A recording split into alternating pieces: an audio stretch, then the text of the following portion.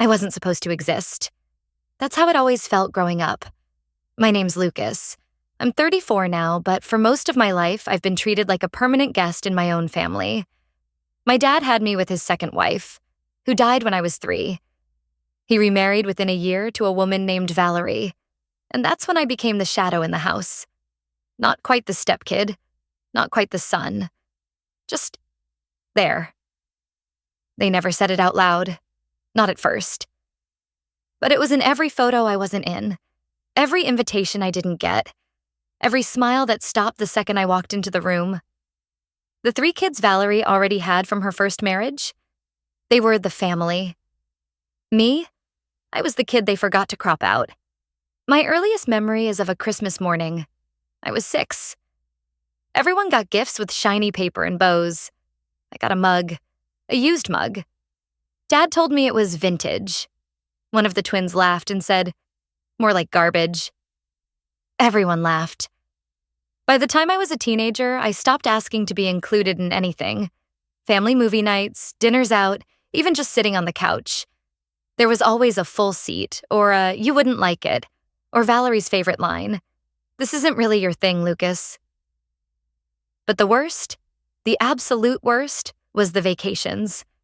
Every summer, like clockwork, the whole family packed up for these glossy resort trips. Skiing in Colorado, snorkeling in Maui, cabins in Big Bear. I'd watch them load their bags into the Suburban while I stood on the porch with a list of house-sitting duties. The dog got a better goodbye than I did. I never pushed it. Never wanted to seem desperate.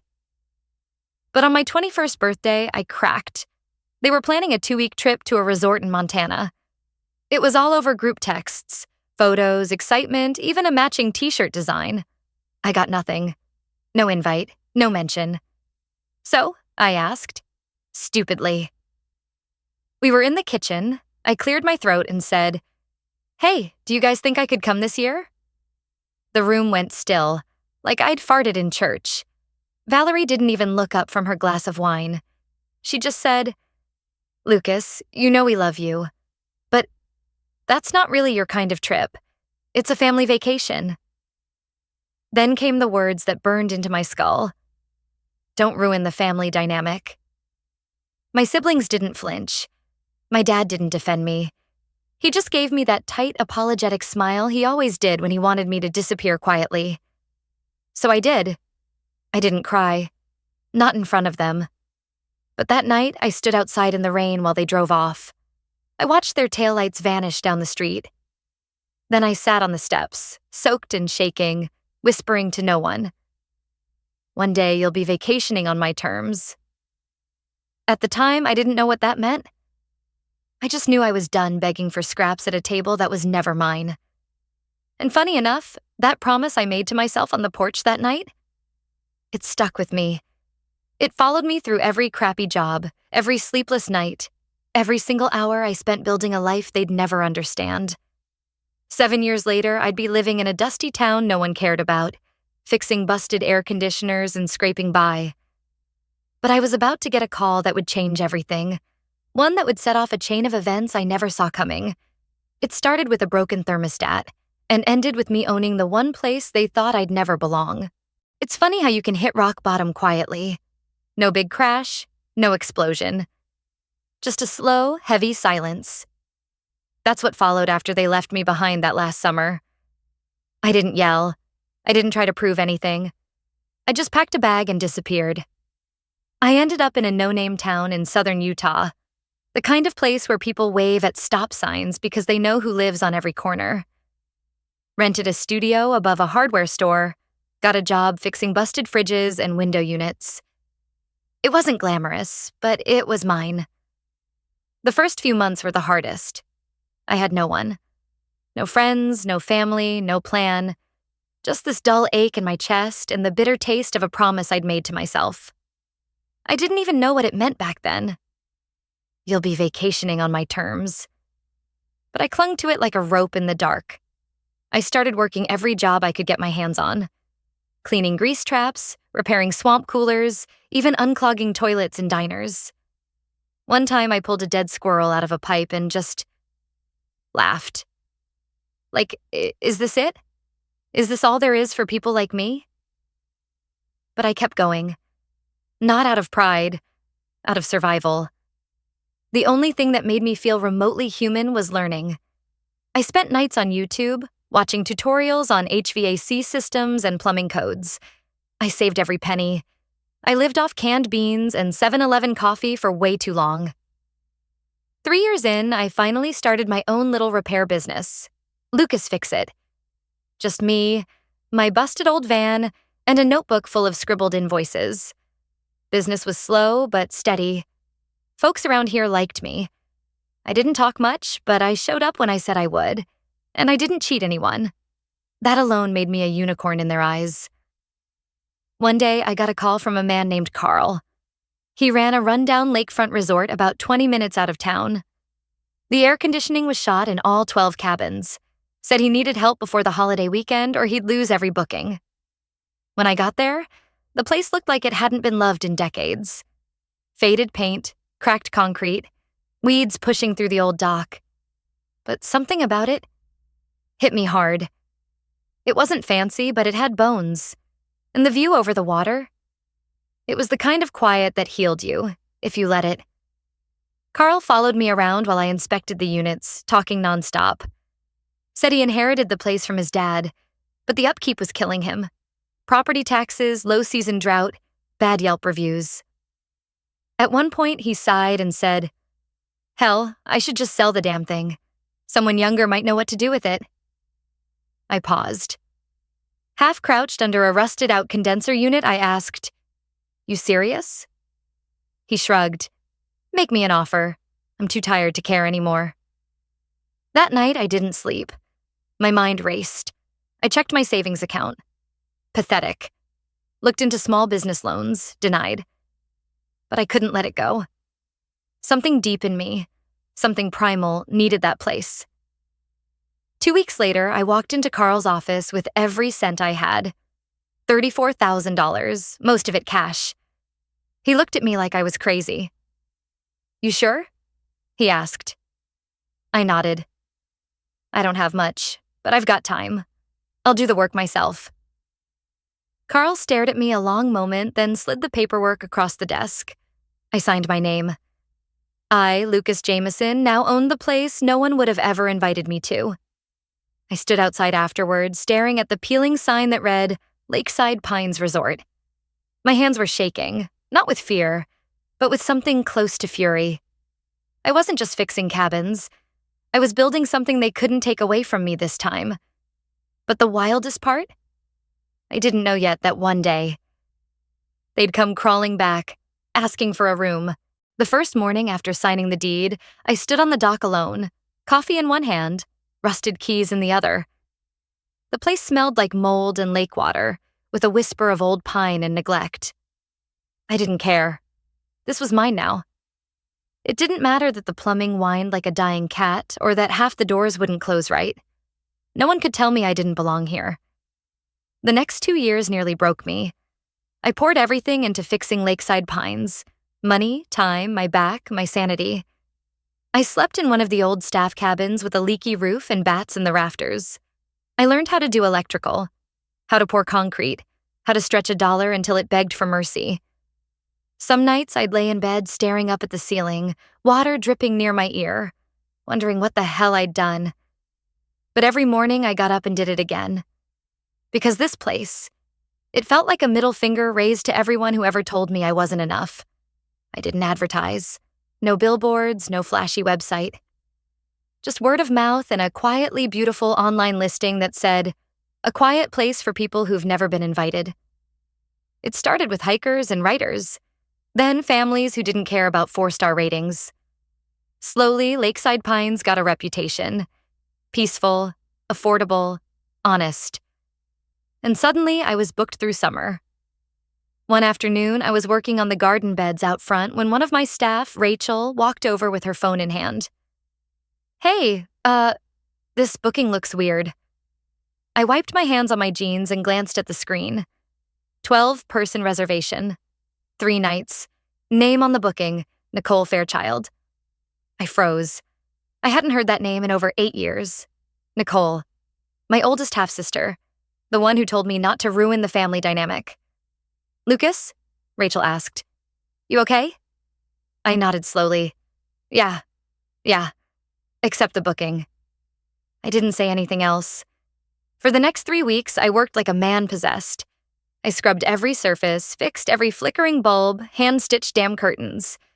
I didn't know why I was doing it. Part of me wanted to make the place shine. Another part wanted them to see what I'd built and not recognize it at all. Then the day came. I watched from my office window as the SUV pulled up. Same model, same color, same self-satisfied laughter spilling out of it. And there they were. Nicole, her husband Travis, their kids, my other siblings, even Valerie, still clutching a monogrammed purse like it was royalty's decree. They had no idea where they were. They oohed and awed at the cabins, asked if there was a photo wall so they could tag the place on Instagram. I stayed out of sight. That evening, I heard them at the fire pit, roasting marshmallows, talking about me. "You think Lucas is still alive?" one of them joked. "I doubt it," said Nicole. "He couldn't even afford a bus ticket back then." Laughter. Ugly, casual, effortless laughter. I stood there, out of view, rage crawling up the back of my neck like a fever. I almost walked away. Almost. But then Valerie said something that stopped me cold. She leaned in and whispered, "Let's be careful what we post online. If he is still around, we don't want him to find us and ask for help." That was it. The next morning, while they were out kayaking, I went into their main cabin. On the dining table, there was a big welcome basket I'd left. Fruit, local honey, postcards. I replaced the top postcard with one I made the night before. Black ink, plain font, no signature. "You're not here by accident, you're here because I allowed it." That night, Nicole walked into the main office, holding the card, her hands shaking. "I need to speak to the manager," she said. I turned from my desk, slow and calm, looked her right in the eyes. She didn't recognize me. Not at first. But when she did, her lips parted. Her hand dropped the card. Her mouth trembled. I said nothing. Because what could I say that would hit harder than silence? But the real shock was still waiting. Right before she walked out, she whispered, "Does Mom know you're... him?" I blinked. "What are you talking about?" She hesitated. "You really don't know, do you?" My heart slammed once, hard. Nicole stepped back, her voice tight now. "She told Dad not to put your name on the trust. Said you'd never make it?" Then she smiled. Nervous, almost regretful. "So, you're not in the will." I didn't sleep that night. Nicole's words kept bouncing around my skull like a ricochet. "She told Dad not to put your name on the trust. You're not in the will." I knew Valerie never liked me. I knew she never wanted me in her perfect little family portrait. But this was something else. This was erasure. A deliberate move to wipe me off the map, not just emotionally, but legally. All this time, I thought I walked away from them. But the truth? They cut me off before I ever had the chance to stay. I could have confronted her right then. Stormed into their cabin and made a scene. But no, this wasn't the moment to explode.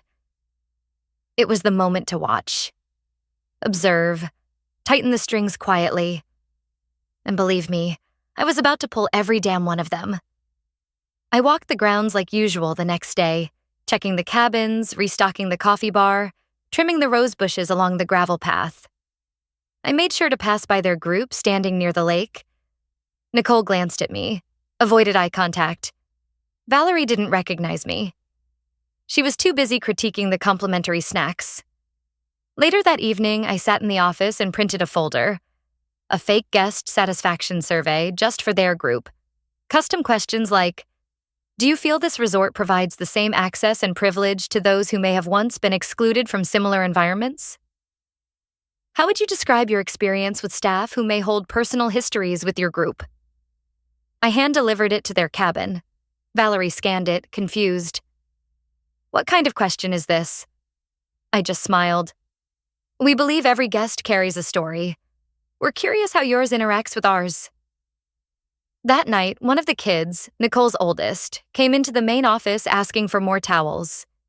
He looked around the lobby, spotted the black and white photo hanging behind my desk. It was me, age 21. Standing alone in the rain on the porch of my father's house, soaking wet, watching their SUV leave me behind. He pointed. "Is that you?" I nodded. He blinked. "My mom said you moved to Canada or something." I laughed once, dry and sharp. "Canada? That's generous." The next morning, things were different. Nicole avoided me completely. One of the brothers, Nate, looked like he wanted to say something, but kept swallowing his words. Valerie? She still acted like she was in charge of everything. Until she walked into the dining lodge and saw what I'd done. I had taken one of the large bulletin boards usually reserved for nature maps and local wildlife info, and covered it with photos from my childhood. Not the curated family ones from their walls, but the ones they never saw. Me eating dinner alone. Me standing outside the house while they celebrated birthdays inside. Me sitting next to an empty chair at my graduation. There was a single handwritten note in the center. "Every vacation has a history. Welcome to mine." Valerie froze. Her hand clutched the back of a chair like she'd suddenly lost her balance. I watched her eyes dart from one photo to the next, trying to make sense of it, trying to rewrite it in real time. Then came the cherry on top. I stepped beside her and said quietly, "Your late checkout's been extended. You'll want the time." She turned, confused. I sent a little update to the resort's email list. "You remember how Dad's college friends used to donate to your little charity club? Turns out some of them are regular guests here now." Her voice wavered. "What did you do?" I held up my phone. I just shared the board. One post, one photo, a simple caption. "This is what being left out of a family vacation really looks like." And in less than 30 minutes, their phones started buzzing. One after another. Texts, comments, missed calls. I watched Nicole go pale. I watched one of the brothers curse under his breath. Valerie's lips tightened like she was physically holding back a scream. But none of that was the twist. The real twist came when my general manager, Rachel, walked into the room holding a manila envelope. She handed it to me, wide-eyed. "Lucas," she said, almost whispering. "This was dropped off by a courier this morning. It's from your father's estate attorney. Marked hand deliver only." I opened it. Inside was a single-page letter and a legal addendum. Turns out, Dad did include me in the will. He changed it 6 months before he died. Quietly, secretly, behind Valerie's back. The will wasn't just updated. I wasn't just back in. I was named primary heir. I didn't cry when I read the letter. I didn't even smile. I just sat down, real quiet, in the same chair I'd patched up with duct tape and elbow grease 3 summers ago. Dad had written exactly 23 words in that note. I should have said it while I was alive. "You were always the one who saw things clearly. I'm proud of you, son." I don't know how long I stared at it. Long enough that the silence started ringing in my ears. Valerie must have known something was wrong. She marched in 10 minutes later, chin high, ready to play whatever card she thought she had left. She saw the letter on my desk. Her eyes darted across the top line, then froze. Her hands twitched. She looked at me like she was trying to read a language she didn't speak. You were supposed to be removed." "I made sure of it," she whispered. "And that right there? That slip? That wasn't just guilt. It was admission." I didn't yell. I didn't throw anything or kick her out. I just slid the envelope into a file folder marked Active Legal Review, which, by the way, my lawyer had already started last year after I got wind of some missing documents related to Dad's estate. I told her calmly, "You should probably call your attorney. The one you used to handle things after Dad passed." She stood still for a second. Then her voice cracked. You wouldn't do that. You wouldn't take everything away from the family. I leaned in just slightly and said, "No, Valerie. You already did. I'm just putting my name back on what's mine." The fallout came faster than I expected. Turns out, a forged witness signature on the old will revision was enough to trigger a full investigation. The estate attorney flipped in under 24 hours. Said Valerie pressured him to file an outdated version, claimed the original was misplaced. Nicole and the others? They scattered like roaches once the heat came down. Some tried to plead ignorance, others just blocked my number altogether. Fine by me. Legally, I became executor of the estate. That included the lake house, the retirement accounts, even a vintage Mustang my dad had babied for decades that none of them even knew about. You know what I did? I donated most of it. Sold the rest and built a scholarship fund in Dad's name. For kids like me. The ones who never get the invitation. As for Valerie, her reputation didn't survive the scandal. The charity board she chaired dropped her in a blink. Her name got quietly removed from the donor list of the very organizations she used to flaunt like a social crown. She sent me a letter once. No apology. Just a question. Why are you doing this? I never answered, because the truth is I wasn't doing it to her. I was doing it for the kid I used to be. The one who sat on the porch in the rain, invisible to the people who were supposed to see him most. Looking back, I think the most painful betrayals are the ones that start inside your own home. And sometimes healing doesn't look like forgiveness. Sometimes it looks like a locked gate, a new sign, and your name on the deed. If you've ever been the one left out, the quiet one, the kid in the background, just know, you're not broken, you're just early. Thanks for sticking with me through this story. If it hit close to home, I'd really love to hear your thoughts in the comments. And if you've got your own story, your own resort, don't be afraid to share it. I'm still listening, and I'll be here for the next one.